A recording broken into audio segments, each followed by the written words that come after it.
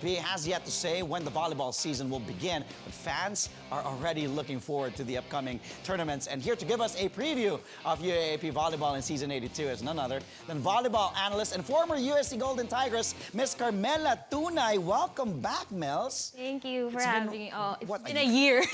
Sorry naman. Long time no see. Thank you for coming back here to Sports Desk. You know, you can always come back. Mels, okay, eto na-postpone, na-excite yung fans, na-postpone, nalungkot yung fans.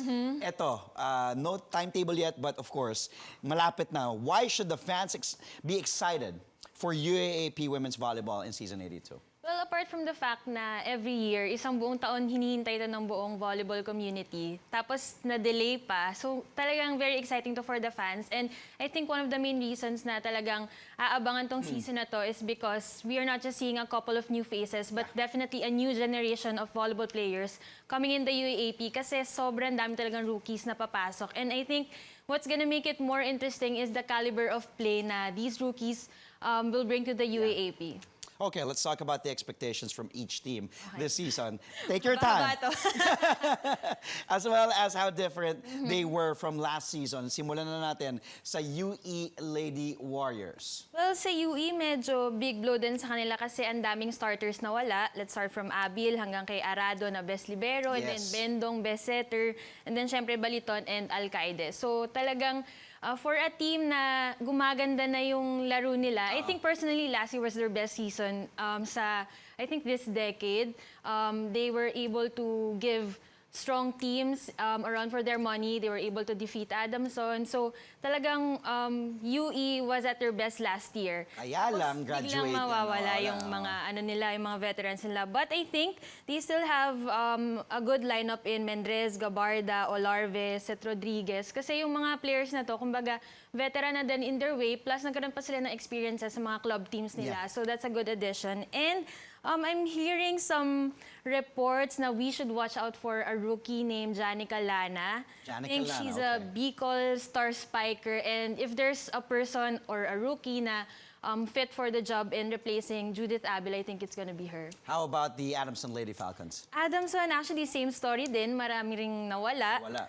We have Flora, Nacoron, Permentilla, and Soyud. Pero yung maganda kasi dito, ang ganda rin ng response nila sa mga changes sa team nila. And we saw that in the PVL Collegiate, kung saan nag-champion sila. And then, of course, the Philippine volleyball community have a lot of trust in Coach Tai. And nakita natin na, yun nga, nag-respond agad yung Adamson sa system niya. And we know that the Coach Tai system can do wonders in a team. We saw it in Ateneo. And I think nakita rin natin agad sa Adamson. So it's very interesting to see kung paano magpe-perform this UAAP, si Trisha Genesis, who really did well in the PVL Collegiate. And then yung kanilang rookie setter, MVP nung PVL, which is incoming sophomore na this year na si Louie Romero. And then syempre, the veteran Tang Ponce na talagang nung mga days niya in the club ranks, nagpakitang gilas din. How about the NU Lady Bulldogs? Okay, yung NU naman, last year, sila naman yung parang story nila is puro rookies. Pero yung maganda kasi sa kanila last year is hindi natin nakita na rookies na naglalaro. Again, yung caliber nila is very high kasi they have a championship tradition nung NU GVT days nila, and then they brought it to the seniors division. So ngayon, I think they gathered more experiences, although may mga nawala din like si Doria, Cagande, and Robles. So, ang maganda naman doon is may papalit naman or may mga nagstay din like si Paran, Laksina, and may import sila, si Mochima. She's, I think, 6'2". So, Anong laro niya? I think she's a wing spiker. So that's very instrumental for their campaign this year. And syempre si Sato, babalik na. And she'll be the perfect replacement for Doria, who was an awardee last year. And Risa Sato will now be, kumbaga, their leader dito sa young NU squad. How about the UP Lady Maroons? There was some controversy, some drama with the UP, but what can we look forward to the Lady Maroons? They were actually very silent in the off-season. Wala talaga silang sinalihan at all. Wala rin. Kumbaga, siguro yung nakakaalam lang kung paano sila maglaro are the people who they play practice games with, like us. Well, actually, we played them yesterday and I was really... How was them? Yeah, I was shocked kasi, alam mo, sulit din yung pagiging silent nila in the off-season because personally, I think they're really quick.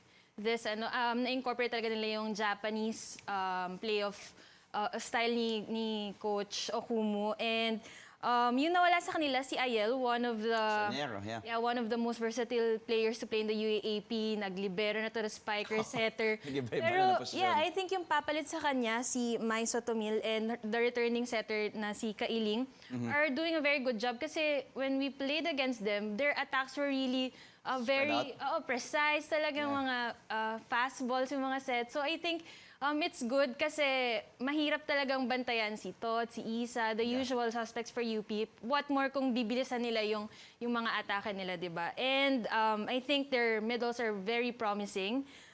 Si Bernardo has bloomed from how she played last year. So I think she's a name to watch out for UP. And syempre si Layug and Jesma Ramos. Now let's talk about the teams that made it to the Final Four ng season 81. Tell us your expectations from each team this season. Okay, let's start with the FEU Lady Tamaraws. How different are they from last season to entering season 82?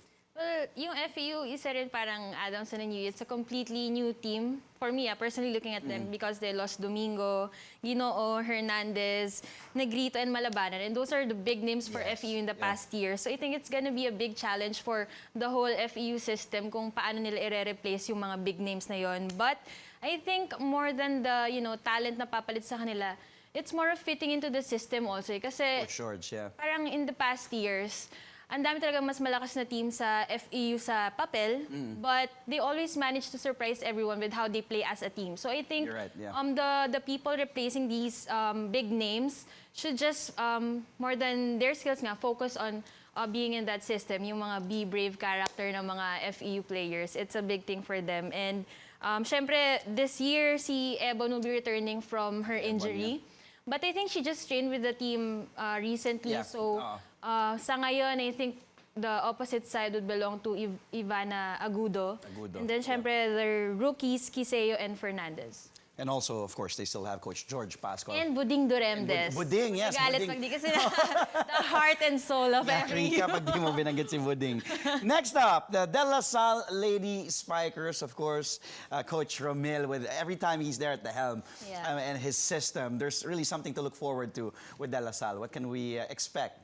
La Salle is very interesting this season because they lost only Des Cheng and Des Clemente. I mean, I said only kasi, kumbaga, compare sa ibang teams na halos buong starters nila nawala, di ba? So, Pero malaking bagay din na nawala si Cheng at si oo. Clemente. Yeah. Like mga MVP caliber, especially si Des Cheng. And then, syempre, they lost the services of Ipak and Luna also. But I think in terms of recruitment, they are really the team na kumbaga, champion sila sa recruitment this year because they really got a blue chip rookies in Soreño, Gagate, Cruz, and Hazareno. And these are no ordinary rookies. And I think the fans know this. Yung mga, there are clips circulating online about how strong they are. And yung mga sinasabi naman din ng mga ibang spectators is, no matter how strong they are rookies. So parang yun yung magiging challenge for them na parang Experience? puro rookies yung nasa loob. But I think personally, looking at at how Coach Ramiel mold rookies,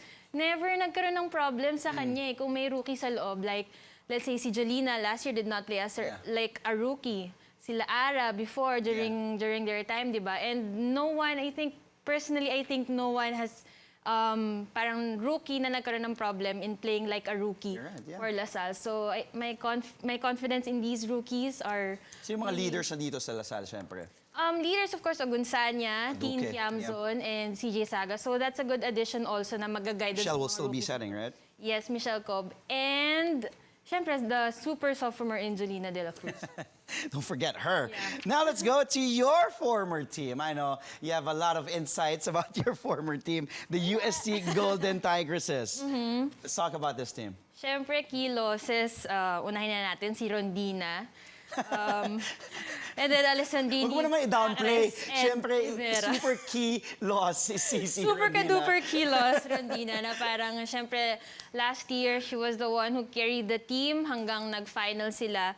But the good thing is, magbabalik si EJ Laure and Tin Francisco. Batchmates sila actually nila CC. So, automatic may additional leaders ka na agad sa loob. And, like nakwento ko nga, this will be a mini reunion for the UST GVT team. Kasi before ang foresight ni Coach Kung Fu, kasi first year niya, sa UST is parang sabi niya kaya niya rin kinuha kasi gusto niya rin yung mga talents from the high school program, madala niya sa seniors. Kasi doon kami rin nagkaka-problem in recruitment. So ngayon, it's gonna be a goal achieved for him. Nagka-reunion na sila because also coming in for UST are Aimee Hernandez and Jana Torres na galing din sa high school program. So I think yung system ni Coach Kung Fu mas makikita natin na well-oiled gagawin ng team na to. And syempre, nandyan din yung Raaga sisters.